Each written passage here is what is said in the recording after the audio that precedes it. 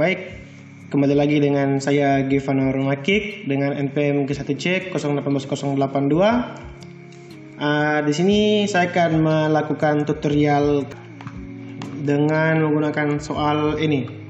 Jadi kita akan membuat plate and shell analysis dengan membuat plate and shell kayak gini. Gambarnya bisa dilihat saudara. Dengan material yang kita gunakan sesuai ketentuan ini dan serta sifat dari materialnya akan dikali 2,5. Ini akan kita gunakan dikalikan dengan 2,5 karena akhiran NPM saya adalah 2. Maka semua ukuran ini akan kita kalikan dengan 2,5. Baik, langsung saja kita ke workbench ANSYS. Nah, di sini ada workbench ANSYS. Seperti biasa, kita akan menggunakan static structural. Nah, kita drag. Nah, pada tutorial kali ini tidak seperti sebelum-sebelumnya. Di sini kita akan masuk dulu ke engineering data. Kenapa demikian? Karena bisa dilihat di sini, material yang kita gunakan adalah glass atau kaca ya. Oke. Karena di sini kita tidak melihat ada kata glass di sini, maka kita akan buat unit baru yang kita namakan dengan glass. Enter. Nah, untuk properti atau sifat dari glass ini kita masukkan isotropic elasticity. Drag langsung ke sini. Oke. Untuk Young modulusnya atau modulus Young yang kita gunakan itu di sini 70 GPa ya. Jadi pertama kita biar gampang langsung kita ke GPa aja 70, terus kita konversikan ke PA. Nah, oke, dan position ratio-nya adalah 0,17. Itu semua tertera pada soalnya ya. Oke, kita kembali ke workbench. Setelah kita membuat unit baru atau material baru yaitu glass, kita tentukan modulus Young-nya dan Poisson's ratio-nya.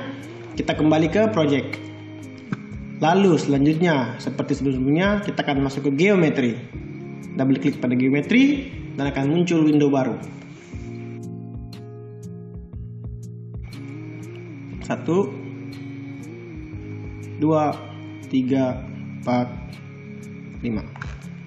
Oke, setelah kita buat 5 construction point, kita akan masukkan dimensinya. Dimensi yang ada yang pertama ialah 125 mm. Dan voila. Oke, yang kedua jaraknya 225 mm.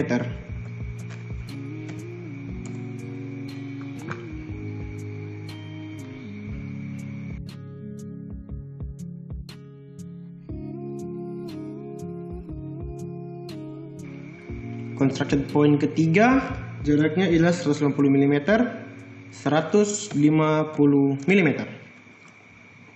Construction point ketiga atau yang keempat jaraknya ke sumbu Y adalah 100 mm. Oke. Dan construction point yang kelima atau yang terakhir jaraknya dari sumbu Y ialah 200 mm. Oke, setelah kita mendapatkan semua jarak dari construction point ke sumbu Y, selanjutnya kita akan membuat jarak dari construction point dengan sumbu X. Oke, yang di bawah ini tidak diperlukan karena dia sudah sama dengan sumbu X atau jaraknya pada sumbu X ialah 0. Oke, yang kita akan taruh jarak dari sini. Jadi jarak dari titik kedua dengan sumbu X adalah 100 mm. dan jarak titik ketiga dari sumbu X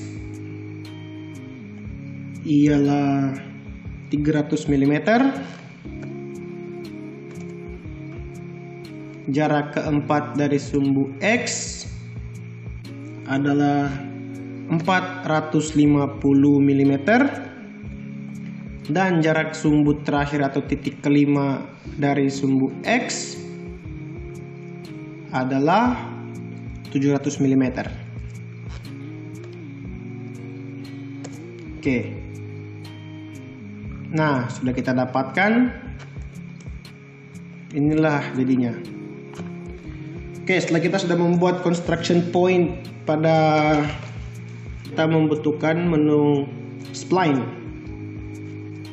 Oke, saya akan menarik dari titik paling atas, klik, tarik ke poin berikutnya, klik kanan, ke poin berikutnya, dan poin berikutnya. Dan di bawah sini mumpung masih kosong, kita akan tambahkan dengan tools lain. Klik saya pada construction point tadi, tarik ke arah titik tengah sumbu. Oke, sudah. Maka jadinya akan seperti begini. Setelah itu kita add sketch. Oke, setelah itu kita masuk ke menu pool ya. Menu pool, kita revolve. Tentukan sumbu perputarannya, yaitu sumbu pada sumbu Y. Kita klik benda kerja atau gambar kerja yang mau kita revolvekan, yaitu yang di bawah sini satu, bentuk line dan spline. Lalu kita full pull. Dan jadilah sebuah vase. Bisa kawan-kawan lihat. Inilah bentuk akhir.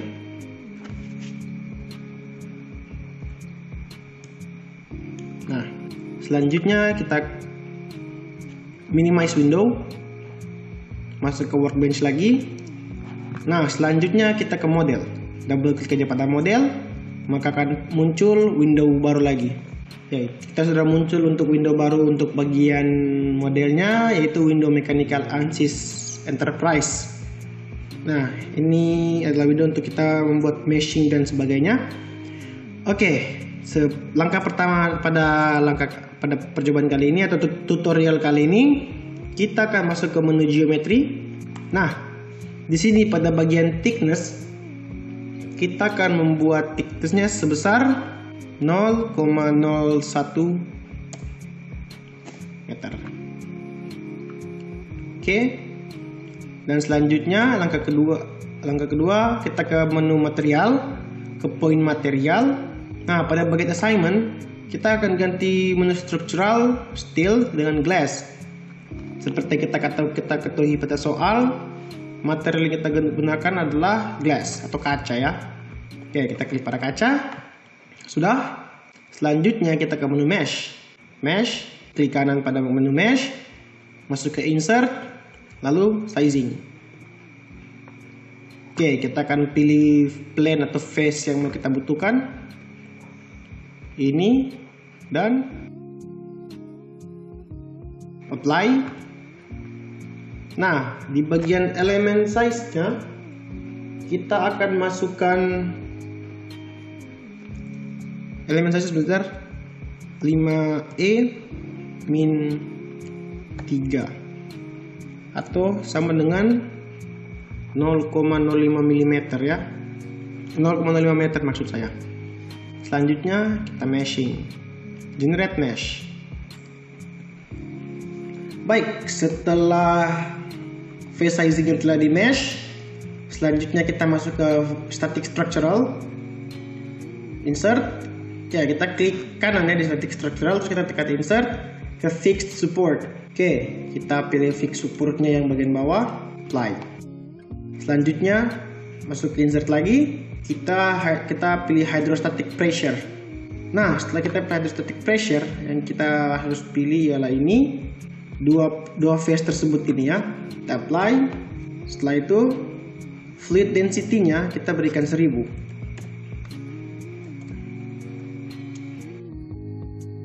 Nah, kita masuk vektor, klik komponen. Oke, saya akan muncul XYZ komponen. Kita ke yang Y komponen. Nah, untuk Y komponennya kita beri 9,8 atau nilai gravitasinya.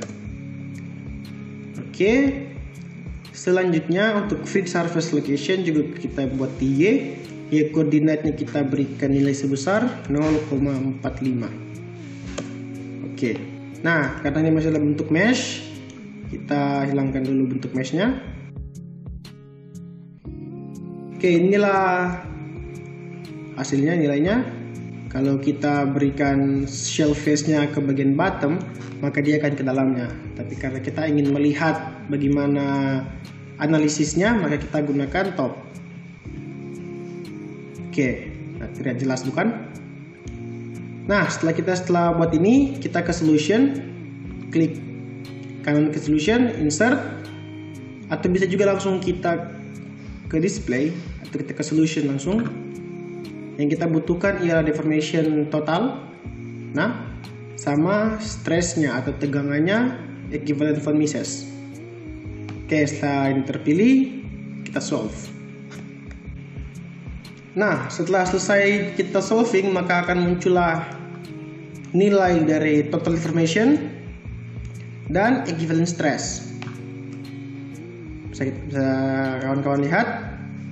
Oke, di sini saya akan coba menganimasikan gimana sih flow-nya saat kita berikan gaya ke atas kan, ke sumbunya tadi.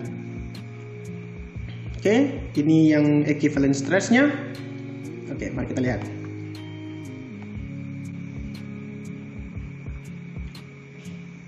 Bisa dilihat kan? Yang warna biru ialah minimalnya, dan saat dia tertarik ke atas, nah, saat dia ke atas, maka di bawah bagian bawah dari vesselnya yang akan mendapat tekanan paling maksimal. Dan ini untuk total deformation-nya.